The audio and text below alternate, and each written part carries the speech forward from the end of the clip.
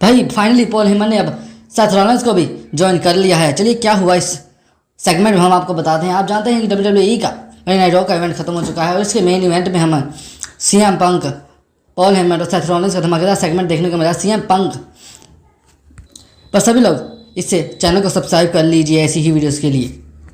सबसे पहले Paul Heyman ring में आते हैं और वो कहते हैं कि जब रोमन रेंस खतरे में था तब मैंने CM पंक से फेवर मांगा था और CM पंक ने उस वक्त मेरी मदद की थी, इसलिए मुझे उसकी मदद और अब CM पंक मुझसे एक फेवर चाहता है और मैं उसे ज़रूर दूंगा। मैं रेसलमेनिया में उसकी साइड ज़रूर खड़ा हूँगा। पर इसका मतलब ये नहीं है कि मैंने अपने ट्राइबल चीफ को यानी कि रोमन रेंस को धोखा दे दिया है। मैं सिर्फ एक बार के लिए CM पंक के साथ आऊँगा, उसके कॉर्नर में खड़ा रहूँगा, बाकी के लिए मैं सिर्फ और सिर्फ ट्राइबल चीफ का हूँ। पर इसके बाद हमें सेथ फ्रीकन रॉलिंस की एंट्री देखने को मिलती है। सेथ फ्रीकन रॉलिंस रिंग में आते हैं और CM पंक से कहते हैं कि मैं तुम्हें ज़रा तुम्हारी हिस्ट्री याद करा दूँ। जब रोमन रेंस चैंपियनशिप हारा था मेरी वजह से, तब रोमन रेंस जिस काम में बेहतर है वो उस काम के लिए चला गया, वो गायब हो गया। क्या वो तुम्हें अपने साथ लेकर गया था? नहीं। क्या वो तुम्हें अपने साथ प्राइवेट जेट पर लेके गया था? नहीं। वो तुम्हें फैमिली के पास छोड़ गया था जिसका नाम था सोलो सिकोवा, और सोलो सिकोवा ने तुम्हारी होम टाउन में तुम्हारे बच्चों के सामने तुम्हें बड़ी बुरी तरह पीटा था और नाउंसर टेबल पर पटक भी दिया था। क्या रोमन रेंस तुम्हें बचाने आया? और अगर तुम CM पंक की बात कर रहे हो तो मैं बता दूं CM पंक 10 साल पहले WWE से चला गया था। क्या वो तुम्हें साथ लेकर गया? और जब वो वापस आया क्या CM पंक तुमसे कभी भी मिलने आया था?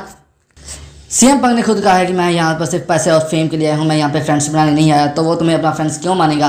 तो मैं याद करा दूँ कि सर्वाइवर सीरीज़ के लिए रोमन की टीम सबसे पहले मेरे पास आई थी, उनकी फर्स्ट चॉइस मैं था, पर लास्ट CM पंक था। CM पंक को लगा कि अब मैं तुम पर कोई फेवर कर देता हूँ और फ्यूचर में मैं उसका फ़ायदा उठाऊँगा।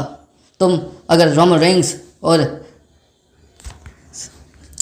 CM पंक को अपना फ्रेंड मानते हो या ट्राइबल चीफ मानते हो तो वो बहुत ज़्यादा गलत है। इसके बाद सेथ रॉलिंस कहते हैं कि तुम इस बड़ी दुविधा में हो, इसलिए चलो मैं तुम्हें मुक्त कर देता हूँ। मैं तुम्हें इसी वक्त कर्ब स्टॉप लगाता हूँ, 1 या 2, जिससे तुम इंजर्ड हो जाओगे और तुम रेसलमेनिया में कम्पीट ही नहीं, साइड पे खड़े ही नहीं हो पाओगे। उसके बाद सेथ रॉलिंस धक्के मारने लग जाते हैं, लेकिन पॉल हेमन को गुस्सा आता है और पॉल हेमन भी कहते हैं कि मुझे दोबारा हाथ लगाने की कोशिश मत करना। इसके बाद सेथ रॉलिंस उन्हें धक्का मारकर साइड के कॉर्नर पर ले जाते हैं और उसी वक्त हमें CM पंक की एंट्री देखने को मिलती है। CM पंक और सेथ रॉलिंस के बीच में हमें धमाकेदार सेगमेंट देखने को मिलता है। वो दोनों लड़ते हैं, अनाउंसर टेबल पर पटकते हैं और साइड पे भी हो जाते हैं। मैच के हैं उसके बाद जब CM पंक सेथ रॉलिंस को डिस्ट्रॉय करने वाले होते हैं बाहर रिंग साइड पर, सेथ रॉलिंस रिंग में के अंदर आ जाते हैं और CM पंक रिंग में अंदर आने लगते हैं। तभी सेथ रॉलिंस अपना कर्ब स्टॉप लगा देते हैं CM पंक पर।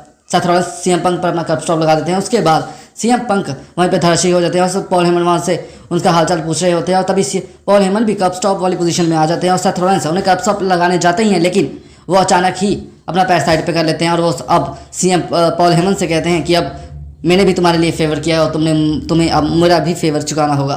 तो ये था आज का सेगमेंट। अगर आपको ये वीडियो अच्छी लगी तो मैं इस चैनल को लाइक और सब्सक्राइब जरूर कीजिए। धन्यवाद।